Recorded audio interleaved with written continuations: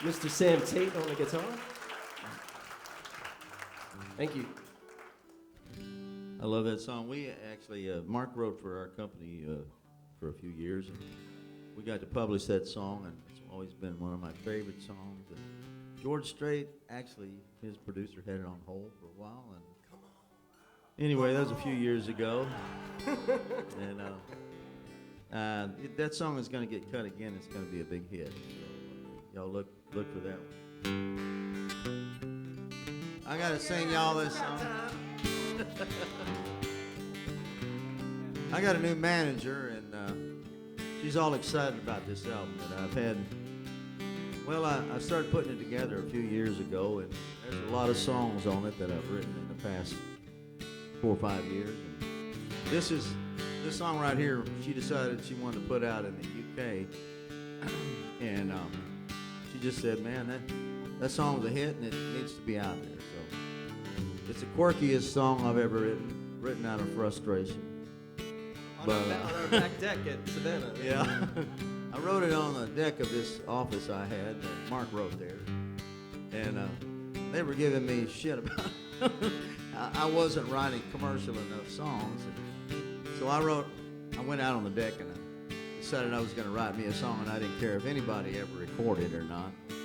So anyway, while I was sitting out there, I couldn't think of anything. So I looked down, and all of a sudden there's this little frog that jumped up on the deck.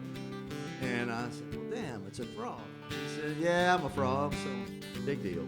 Talking and frog. I said, "Well, talking frog? Yeah, let's get over it." And I said, "Well, damn."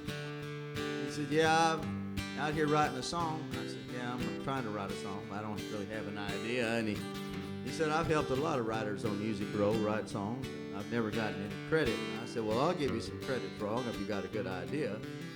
Well, it turned out that he did. And in about 2 hours, we sat there and wrote this song. I hope y'all like it. It's called the Frog Song. Met an old frog sitting on the riverbank,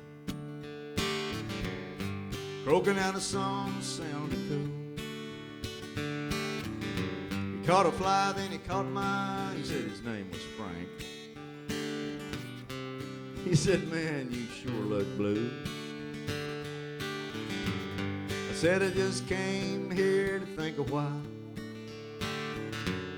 forget about a girl I once knew." Well, he jumped up on a stump, and I saw him smile. He said, "You ain't the only one who ever lived.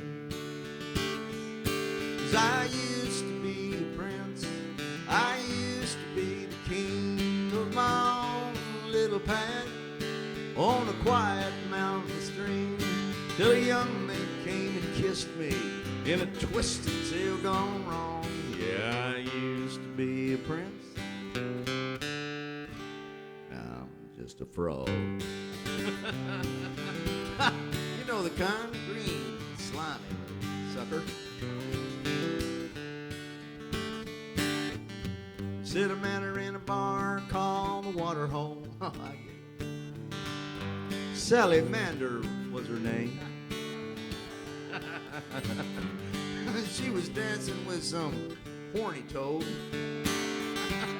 But man, she took my breath away.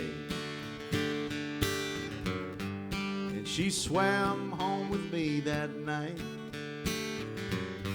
And we were married in the spring. But a leap year later, she hopped a flight. Met that toad in New Orleans. Yeah, I used to be a prince, I used to be the king of my own little path on a quiet mountain stream, till that young maid came and kissed me in a twisted tale gone wrong.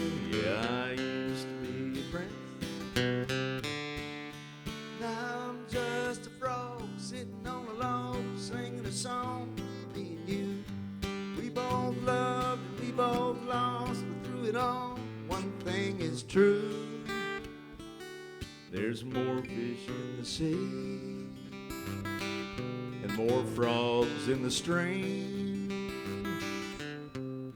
And I said, so much for princes and so much for kings. We're just two friends sitting on a riverbank talking about history.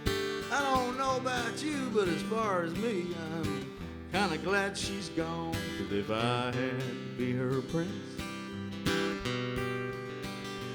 if I had to be her prince, What do y'all think? I'd rather be a frog. How about you, dog? We're just two frogs sitting on a log singing a song. Yeah. I asked old Frank, how deep the water was in that little stream he was in. He said, knee deep, knee deep.